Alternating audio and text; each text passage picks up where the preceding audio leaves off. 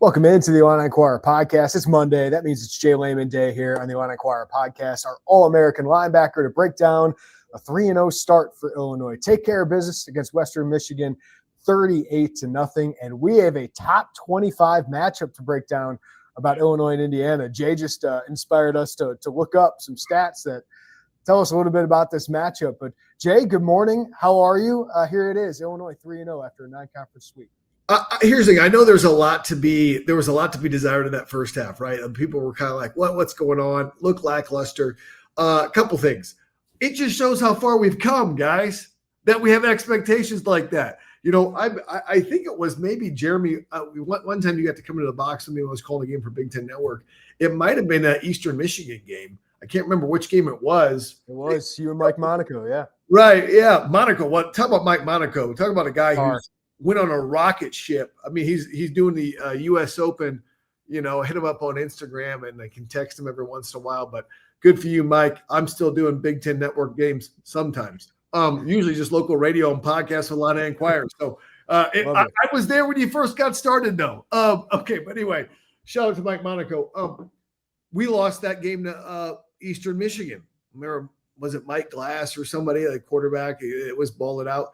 Many times we were close to losing to Ball State when Mike New was the coach, now Illinois analyst. Almost lost to Toledo 2 years ago. Of course, we lost to Western Michigan, lost to a Barry Lunny offensive coordinated team in UTSA. Not a MAC team, certainly, but are they American Conference? I think they're American Conference. I think they are now. But, guys, we have not historically consistently beat non-Power 4 teams, group of 5 teams. I think if you look over the last 15 years, would probably have 4 or 5 losses chalked up in there, which is pretty sad. So I will take the win. We haven't been 3-0 in a long time. The 2001 season, we might have been 3-0 until we played Michigan, and then we were 3-1.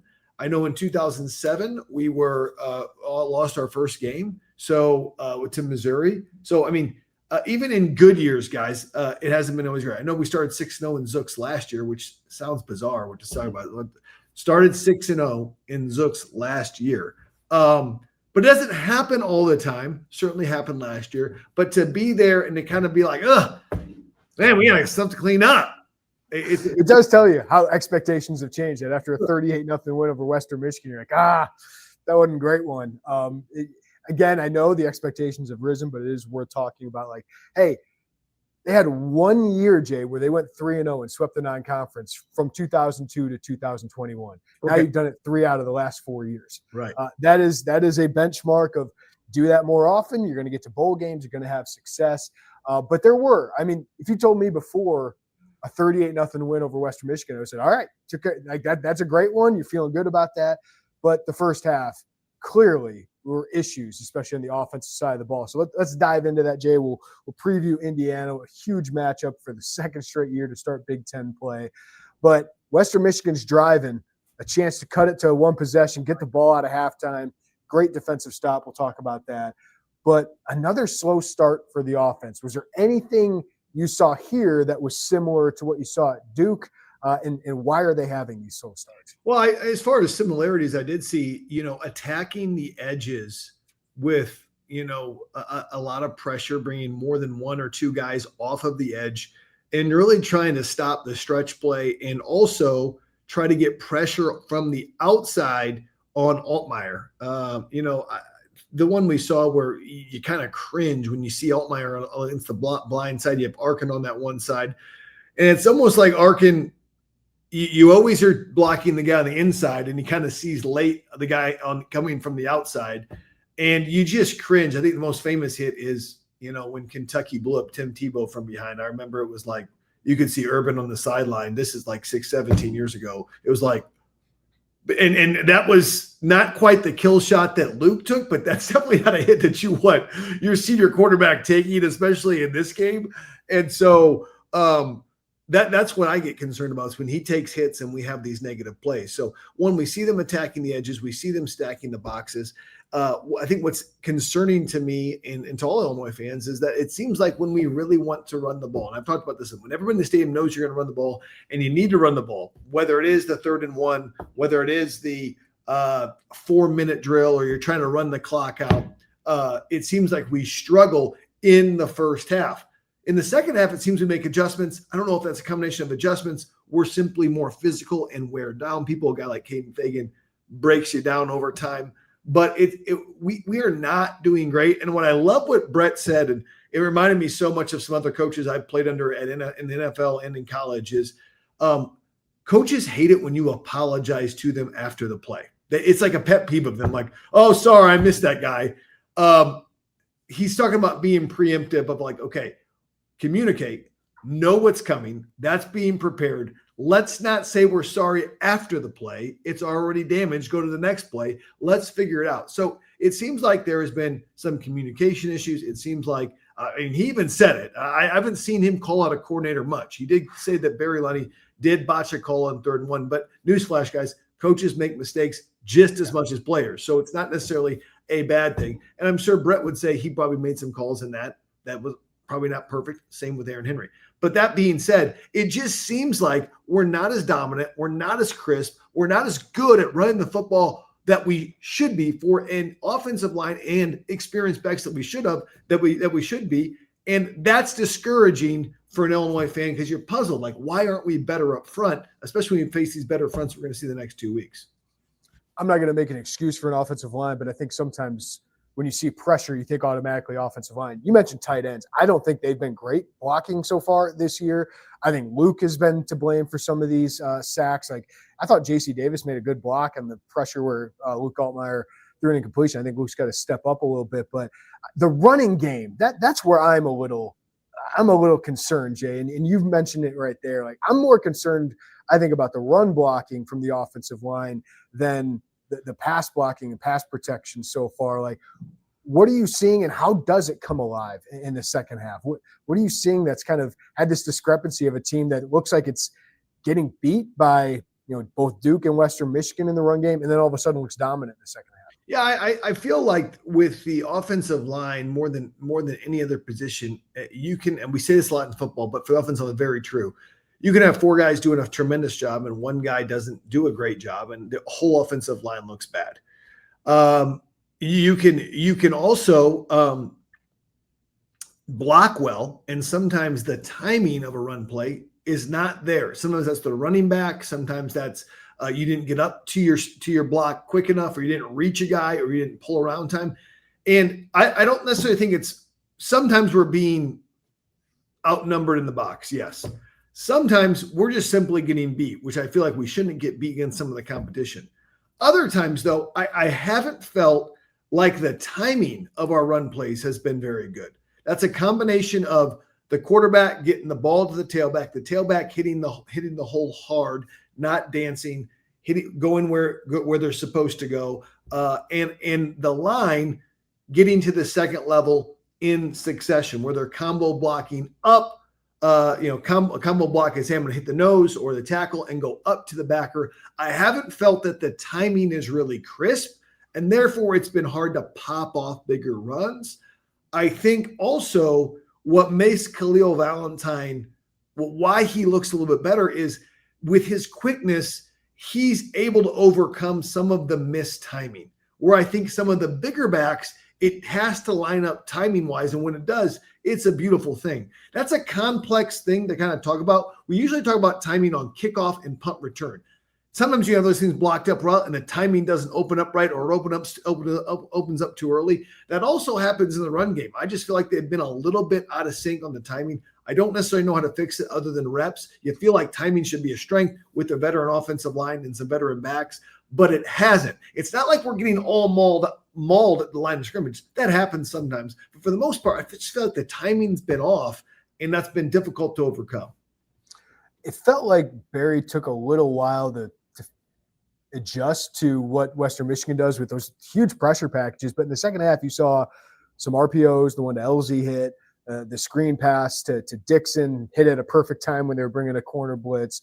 But you also saw some more tempo because they had some successful plays, Jay. And Luke and Caden both talked about what changed in the second half. They said tempo. We pushed the ball. We ran quicker.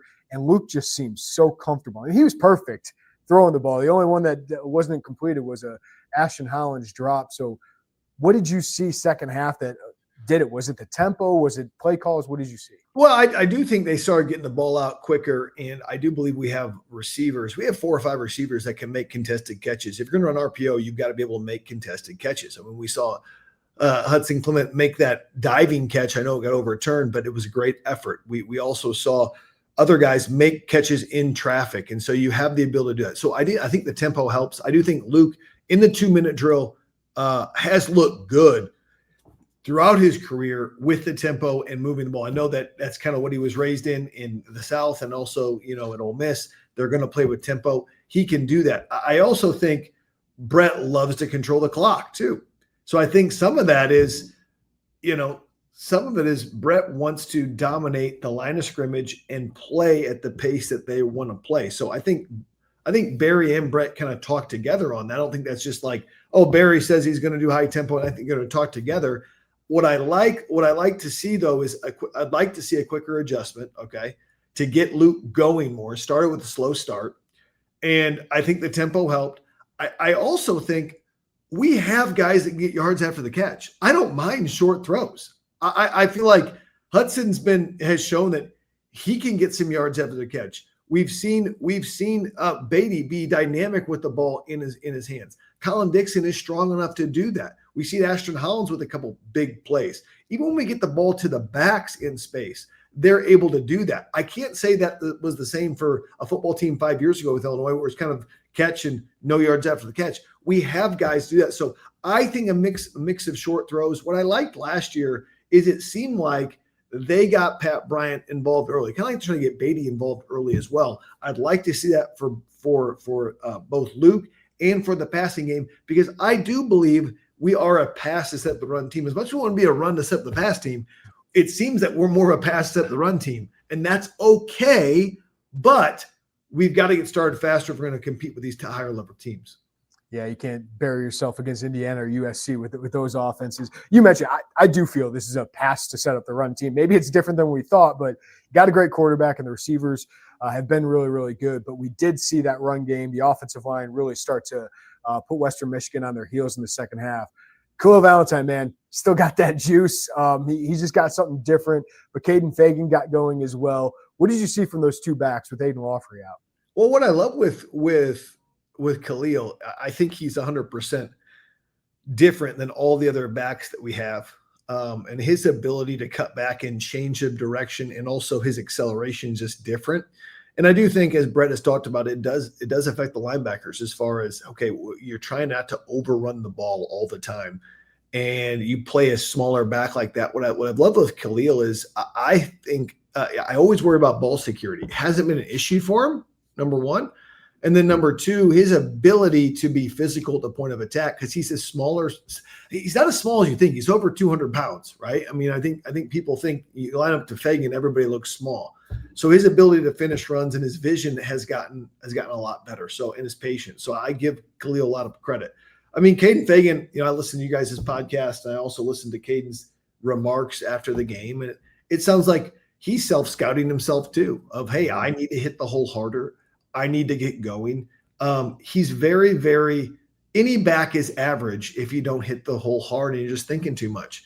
Well, when Caden starts to get rolling and hit the hole hard, the timing was – he is a load to bring down. As Brett says, it is a business decision. Am I going to go low? Am I going to go high? Am I going to grab on and go for the ball and wait for the cavalry to come? So I think Caden Fagan we've gotten to this point in the season before where he starts to get rolling. Knocked up a big run at Penn State last year. I don't know if you remember that. Some big runs against Nebraska last year at Nebraska, then had an injury. I think if he just hasn't had that consistency, I think he'll get better as the season goes on. I think the run game will get better as the season goes on, even as they play better defenses. But what's been interesting to me is you can't say that the fourth quarter run game hasn't been phenomenal. I mean, in everything that they've done. So they do wear people out. They are good at that. We'd love to see it sooner and say, okay, can we do it before we really wear people out and just out technique and out physical people from the jump? That hasn't been the case. All right. It's taking us too long to get to the defense. They pitch a shutout, get the huge stop before halftime. They've only given up 22 points through 3 games. I know 2 of those are one's against an FCS opponent, one's against a middling MAC team here. But great performance by them. What stood out to you most about what they were able to do against the Western Michigan team that don't really have a passing attack, but still, shutouts are pretty awesome. Sure. I mean, you talk to most defensive coordinators, and other than wins and losses, the only stat that they say they care about, I don't know if it's true, but they say is scoring offense and scoring defense, which is the amount of points that you give up, because that determines whether you win or lose games. There's other factors that play into it. But what I liked about the defense, first and foremost, is honestly, we have a ton of depth. And that's exciting to me. I don't know. I want to say a ton, but we finally have a decent amount of depth. We saw guys play linebacker, defensive back, even on the defensive line that are getting in there and making plays. We're developing that. We're talking against in live action when the game's in doubt, not just garbage time. We're seeing guys play. So I love to see the development of that. Number two, I really like the front. I thought the front dominated this game. This defensive line has I had a lot of question marks on the defensive line because we had a lot of new faces on it, not because I don't think they're good players. I just had never seen them really play. I thought we had a lot more experience on the back end. I thought we had more experience at linebacker. And I have been thoroughly impressed by James Thompson Jr. He's a huge human being. Iridaje, I've been impressed with his length. Kurt Neal gets in there and does exactly what he's supposed to do. Leon Lowry impressed me this game. His effort to the ball, he playing at a very high effort level. Gabe and Alec Bryant, Gabe is interesting because even if Gabe doesn't make a play at this, I'm certainly not calling him Micah Parsons, but if you watch that Redskins Packers game, Micah had like one sack, maybe a half a sack, something like that. But he just affects the game so much because you're double teaming, your running backs chipping him, he's coming off, and that's kind of what Gabe does. He's setting up one-on-ones for Alec Bryant, for James Thompson, and other people. And he's going to make his fair share of plays. So I liked what I saw from the front. I also liked what we saw, obviously, getting the stop on the goal line. I thought Malachi Hood's play was a good play to get that quarterback down. I know that'll be in our film room. We're going to go through that whole sequence. Yeah, right. I mean that to get that guy down with a solo tackle in space. I know you got drug a little bit, but got him down, gave your defense a chance to play. I'm surprised that Western Michigan, Walt Bell, I followed Walt Bell for a long time. Walt Bell was the coordinator at UNC and in Maryland, and then went to go take the head coach at UMass. I mean, Walt Bell's been around. Indiana? Was Walt in Indiana? Walt Bell was in Indiana for a little bit too. Walt Bell, if you look at Walt Bell, good guy, good offensive mind, but I mean, I think he started at Arkansas State and then under Malzahn, kind of a Malzahn disciple, and then went with Fedora over there at UNC. Anyway, Walt Bell's known to air it out. I mean, he's been part of that air it out thing. Now they were trying to keep the game close a little bit, so they tried to run a little bit more, tried to chew up some clock. Probably would have gone with the mobile quarterback just because it gives them more options, I think, sooner. But I like Walt Bell as a play caller. I didn't love the play call on fourth down for them. If you're going to go horizontal, use a speedster. If you're going to go vertical, use some power. And you went horizontal with a big guy. And Kenenna Odeluga made a play. A tough play, but he made a play. It wasn't a beautiful tackle, but he got him down. I think that was impressive because you're in the bringer going 10-7. So I'm rambling a little bit. I really, really liked what I saw out of Malachi Hood. I really liked I liked that JoJo Hayden put some good minutes in there. And Grant Bierman, his first real college reps. Boy, he's got the length and speed that you want. Probably needs to put a little lead in his loafers to play an every down guy. And he knows that. And guess what, guys? That's the easiest thing to do for a college strength program is put weight on somebody, but gifted and moves really well. I do want to bring up linebacker play with the All-American linebacker here, Jay, because this has been a position where there just hasn't been a lot of talent the last couple of years here. Dylan Rosiak, good player, need to get him back. He's so important to what they do, but you got a good look at Malachi Hood. JoJo Hayden played a ton of reps, and Grant Bierman, you can see they're getting bigger, they're getting more athletic. I do think Bierman, that was great experience. It was interesting that him and Zardzin played over James Kreutz in this game. I want to follow up. Was Kreutz banged up? Was there anything on the injury report? He was playing the special teams. So, I mean, he did not have a good game against Duke. But it's interesting. I just think they're upgrading the talent there. What do you see out of those guys, especially Hayden and Hood, now that they're getting more playing time in that rotation? Well, what I liked about Hood is he got an opportunity last year when Dylan Rosiak went down for an injury. And what we saw is I saw a guy really come into his own and be physical at the point of attack, but also have enough twitch to run down a guy, kind of like he ran down the quarterback on that goal line sequence. It made it run down, but made a tackle in space. And so I don't think they've had a guy like that for a while. There was a time where Tariq Barnes, when he was healthy, had some twitch like that. Jake Hansen had a great career at Illinois and made a lot of plays when he was healthy. But outside of that, it's been tough to have consistency at linebacker. And I think Malachi Hood is a guy that you've got out of JCA, you've developed, and I don't see him getting pushed out of the starting lineup by anybody right now, the way he's playing. JoJo Hayden was a pleasant surprise. I know he's bounced from edge to linebacker to different things. But what I liked about JoJo is I think he's a versatile guy that you can kind of plug in multiple spots. Do I think he's a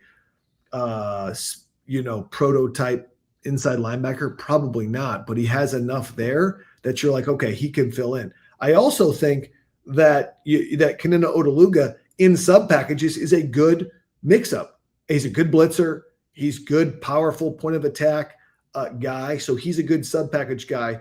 And Bierman is a guy that I know was highly touted. They were able to flip him from Purdue to Illinois, and certainly looks the part. I think next year you could see him starting when he has a little bit more experience, but I think that's going to be really critical, especially when it comes to running the football. One thing that we're accustomed to seeing for years in Illinois is unable to stop the run. That really hasn't been an issue.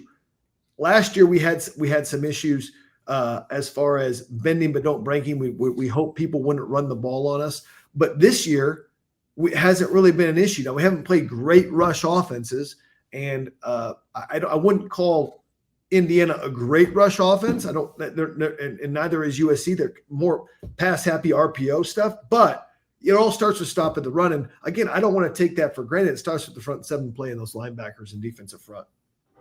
Yeah, and this group got a lot of snaps because they were in their base defense a lot too. So we saw those weak side linebackers in the game. But Malachi Hood, Grant Bierman next year is the middle linebackers, Jay. That could be fun to watch. It could be, and you got length and you got speed, and you finally feel like you have at least. Listen, you don't have to always look the part, because there's players that certainly don't look the part that are really, really good. But it looks like to me those look like high level. I won't say Power 5 linebackers. We have Power 5 linebackers right now, yeah. but playoff caliber style linebackers. When you look at the front sevens of some of these playoff teams, and you'll see gigantic defensive ends, huge D tackles, and very athletic linebackers, and big. And so, are you changing the front seven to start look like that? And I think Illinois is doing so. I thought Xavier Scott was a superstar the other night. He just made so many great plays. Are you concerned at all about cornerback, though, through 3 games? Because it had some defensive interference calls, gotten beat sometimes. There were a couple, obviously, on that long drive to the red zone to set up that 4th down play. Going up against Indiana and USC the next couple of weeks, how do you feel about the corner situation? Well, I think that I've felt better. Obviously, if I had Devin Witherspoon, that's obvious. But I've actually liked the way Torrey Cox has played. Yes, he's undersized. Yes, will he get mossed maybe once every 2 or 3 games because he's short, meaning somebody jumps up over the top of him and makes a play? Yes. I don't know if I could see it both ways on that PI call. I thought he ran the route for the guy and stopped in front of him, so I could see that. But I think if you look, they'll tell you who they like by who's out there a lot. And Cox is out there a lot, right? He does something a little bit different. The funny thing is I think Cox might be a true nickel, really, because of his ability to shift and whatnot, but they have him at corner. I actually think that Xavier Scott is really pressing Caleb Patterson for time at the corner. I think those guys are battling out, even though Xavier Scott plays nickel. And I think Heckel's been made enough plays that you could see Heckel in at the nickel. They also like to get Resetich on the field. I don't know if it's just in these early games. So Miles Scott has moved down sometimes, and so has Bailey. There's been, I call it the Matt, Mac, and Miles, the 3M package, right? I see him in there, Matt, Mac, and Miles in there sometimes, where they'll move Miles Scott down a bit. It seems like the guys they really don't want to take off the field, though, are Matthew Bailey, Xavier Scott, and Torrey Cox. I don't see him off the field a lot. I see him on the field a lot. I don't know if Juice Clark is going to push him. Listen, I hope Juice Clark is 100% after the hamstring. But if you sit out 4 weeks for a hamstring, usually it's a pretty serious hamstring. And so you hope that he's back and can bring some juice. But again, I think Caleb Patterson has the length. At times he looks really good. At times he's been beat. All cornerbacks get beat. So I guess I get worried because this is a position that has always gotten banged up under Brett Bielema. And I think it's some of the style of defense that we play, but it's always gets banged up. And it's not traditionally a spot you think would get banged up. Yeah, and it's just this next stretch of this month of games. It's just you're playing some of the best wide receivers in the country. When you go to Indiana with Surratt and Cooper, USC with Lemon, who's a freak, Ohio State, and then Washington's got some pros too. So they're just going to get tested. But I do love those safeties and Xavier Scott. They're just so reliable. It's the way I described it. This defense might not be overwhelming, Jay, but man, they're deep. Man, they're sound. It's just a really solid group. Here's the thing. We challenged this defense. I think, like I said, 2 years ago in that 2023 season that was disappointing. And let's just zoom out on 2023 season. You had a brand new quarterback. You had brand new defensive backs. You lost 3 NFL defensive backs. Ironically, Kirby Joseph, the guy who left beforehand, might have been the best of them all. I don't know. My gosh. But that being said, you lost all that, right? And you felt like your defense lost you games that year. You felt like your defense didn't necessarily win you games last year, but it didn't lose you games.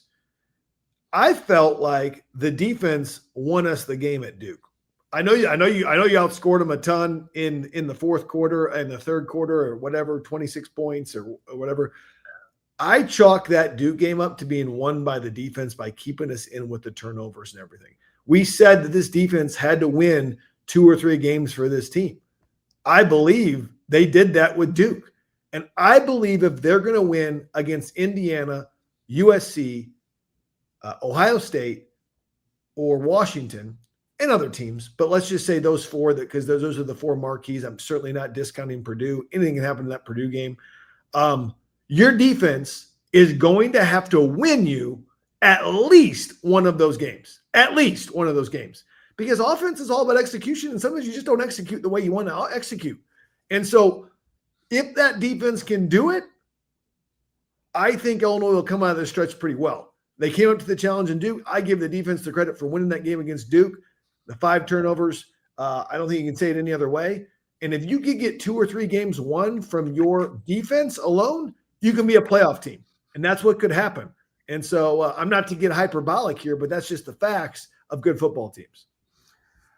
All right, let's turn the page, Jay, into, a second straight year with a road opportunity at a top 25 opponent. Number 9, Illinois against number 19, Indiana, Friday night, 6:30 kickoff. NBC game could set up another primetime or big noon kickoff with USC if Illinois takes care of business here. But you sent me on a research project before this. You asked me a question. When was the last time these 2 teams played ranked? And I found it out. This is the 75th meeting. This is the second time these 2 programs have been ranked. 1950 was the only one I could find. I will quadruple check after we're done with this. But either way, this does not happen often. And for these 2 programs, what a big game. Obviously, Indiana with what they did with Cignetti in their first year, but pretty amazing. These 2 programs are meeting at this moment. Yeah, I hope this turns into Lou Henson, Bobby Knight, Bielema, Kurt Cignetti. I think it has the potential to do that if Cignetti doesn't get grabbed by some other school, that wants to. I know Alabama fans at one time had been, hollering for him, but I think it could turn into that, which would be awesome. And so I'm excited. Number one, these have been lower echelon, historically Big Ten teams the last 30, 40 years. It's just been the case. So it's cool to see that through, conference change-ups, and you're going to say that, well, maybe it hurt Illinois not to have the Big Ten West. Bielema's doing just fine, won 10 games. It definitely helped, I would say, Indiana last year not being in the Big Ten East. So that's helped. And Kirk Cignetti's a darn good football coach at IUP, at Elon, at James Madison. I mean, the guys won everywhere he's went. And they've got talented guys. I will say, you look at their front, they got a Kamara, I think, in the front, 7 up in the D line. They got a linebacker that's good, D'Angelo Pons, one of the best defensive backs in the Big Ten. And like you said, Cooper and Surratt have been really good on the outside. They got a good scheme, and so this is going to be a good hard fought football game. Now they haven't played the teams that we've played. Had a road test like Duke. And they haven't played a very tough schedule as of last year either. In the games they played, Ohio State, Notre Dame, they didn't play great in those games. But I expect this game to come down to the fourth quarter, and the people who make the most plays and make the least amount of mistakes, I know earth-shattering analysis, will win this game. All right, offensively, Illinois has got a pretty dang good team offensively when they are clicking. But Indiana, as you said, they return some key pieces at every level. Aiden Fisher at linebacker. You said Kamara. They've added some transfers here. What's the key to beating a Cignetti team, Illinois' offense, against their defense? Well, I think one thing that Cignetti has done a really good job with, if you look at his games, it's been very few games where they've been trailing. In the one games they do trail, they really, really struggle. Make this team trail, or at least be in a dogfight where they can't just do whatever they want. So when they get out ahead of people, they usually do really well. Okay, so number one. Number two is, I think you're not going to be able just to run the ball right at these guys. I think you're going to have to. I think a good coordinator, and Lenny will do this, is you got to get the defense running horizontal. You got to get them running vertical with a deep ball. You got to hit them with a run, a little QB run, a little RPO. Make that front frustrated not being able to get to Luke Altmaier. They feast on a lot of negative plays too. They get negative plays. They did that all last year. And so I think first and foremost, getting a great start. Second of all, getting Luke Altmaier going early. Okay. Third of all, take care of the football. And of course, there are critical things. Third down, staying on the field and completing, and then the red zone. Barry Lunny struggled in the red zone his first year here, but since then, they've really turned a corner in the red zone. Illinois is going to have to get 7 points in these big games rather than 3 when it comes to winning in the fourth quarter and on the road, and I think they'll have a chance to do that. I know they haven't played anybody, but Fernando Mendoza is a pretty talented quarterback. They had him last year. He was at last year, right? Yes. He was at Cal, and now you mentioned the 2 wide receivers they have. This is a high-powered offense. They can put up points in a hurry. Some good teams, some Big Ten teams last year. So how do you expect Aaron Henry to approach this offense? He's done pretty well against talented quarterbacks, but what's the key for the defensive unit against Indiana? Yeah, so I think these are their best receivers we've seen yet. I mean, not to say that the receivers at Duke weren't good, but I think these are the best receivers we've seen yet. I expect them to play typical Aaron Henry, which is, we are not going to give up the deep ball. We will give you 5, 10, maybe even a 15-yarder, and we believe that our front 7 can stop your run attack, which is good, but certainly not overpowering. It's enough to keep people honest, right? But what I think you'll see too is, this is when you start seeing quarterback run come in the game. You start seeing Mendoza pull it. You start seeing Altmaier pull it. Who can stop those 2 or 3 plays in a game that converted to first downs that extend drives?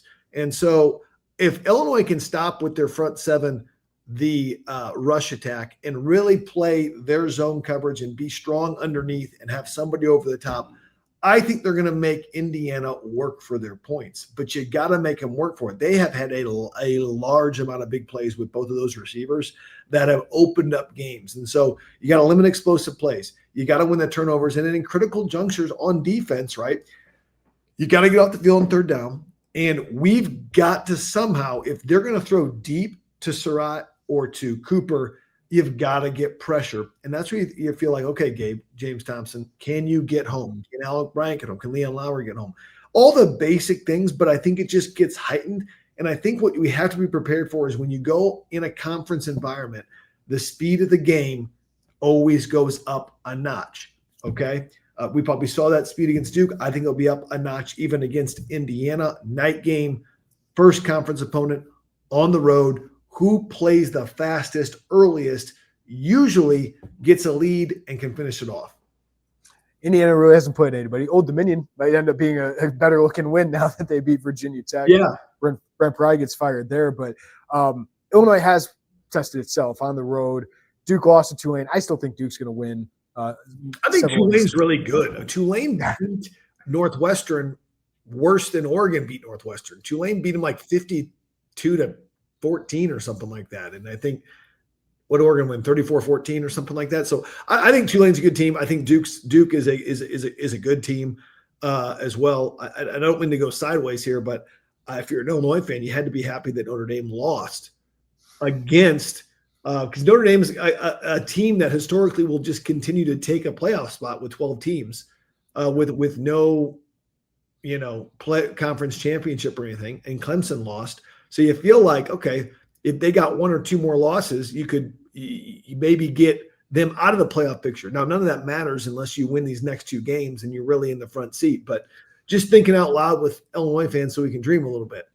Yeah, there could be maybe a fifth Big Ten team in the playoff is what you're saying. That could be. No, I think so. I think that's always the battle is like, okay, there's from the outside in, I'm not saying that Illinois thinks this. I'm not saying that everybody else believes, but from the outside in, there's Oregon, there's Ohio State, and there's Penn State. You feel like are the upper echelon, at least preseason wise, athlete wise, of the Big Ten on what they've done. And I think the next question is, okay, who's the fourth or fifth best team? And I think in that conversation, you have Illinois, Indiana, you have USC. You may, I know people might think this is crazy, you have Iowa down the stretch in that, right?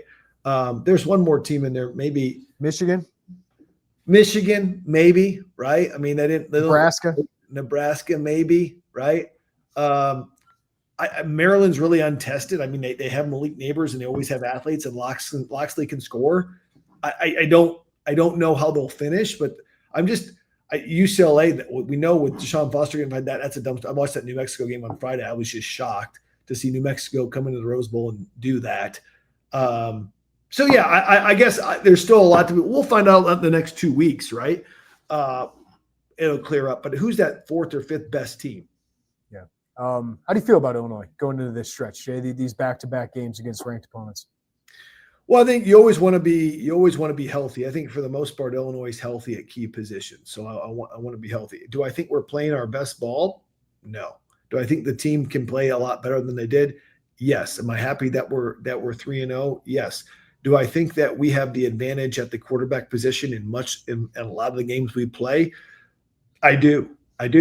And so I think we were probably even when we went to go play Mensa, but Luke outplayed him, right? Can Luke outplay Mendoza where maybe they're more even? So that I think when you get into close games, the team with a veteran quarterback and veteran offensive line usually wins because one sack, one big thing at the end of the game can crush it. So I feel cautiously optimistic. Again, I want to be grateful for where we're at, but Brett has helped raise all of our expectations of where they should be at. And I'm really looking forward to see what our front seven does, honestly, against a Big Ten front. And I think that's going to be the challenge. Can they dominate the line of scrimmage and get pressure on the quarterback? Because if you do that, you can change the game. You mentioned before I let you go, and I ask you about UCLA. That is a dumpster fire. It's just that's a tough place to win now, Jay, especially now in this conference. But their stadium, historic, but it's an hour from campus. There's not a lot of money there. Where do they go from here to find that next coach? Yeah, here's what I would say though is you could say the same thing about Indiana 2 years ago. Yep. Where did they? You could say the same thing about Illinois 5 years ago, right? Yep. And so I think historically they've won there. I know college football is different. I know you've got USC in your backyard. So I think they are kind of seen now as a basketball school more than a football school. Maybe they've always been like that with you have Coach Wooden there. But in the 80s and 90s, I remember Cade McNown, and obviously we lost to them in the Rose Bowl in 84 and whatnot. So this is a team that's had players, and they have talent in LA. Not unfortunately, but it's just so changed. It used to be like you never get the players out of LA. Then Illinois started recruiting out of California. Colorado built their good teams off of players out of California. So it's now national recruiting. So it's not like those guys are in my backyard. But for me, I guess I never thought that Deshaun Foster, I think he's a good guy, good player. I think he's a good assistant coach. He never felt like a long-term solution there, right? Yeah. With Chip Kelly leaving in kind of it was a weird moment of time. I think he left in like the spring or something. Yeah. Up and left to go be the coordinator at that time at Ohio State. And so I'm going to go what I've seen work recently, which is not necessarily a flashy hire, but a program builder. And that's kind of interesting to say for a school like UCLA, which has a marquee brand. But it's like you got to go find somebody that's going to actually build it up there and has those and has the ability to do that. I know there's a couple names out there. I know the Tulane coach is getting some of, I can't remember what his name is, but find somebody who's a program builder. I mean, Indiana went to lower level FBS. James Madison, I think, had just gone up from FCS to FBS, and Cignetti had done it.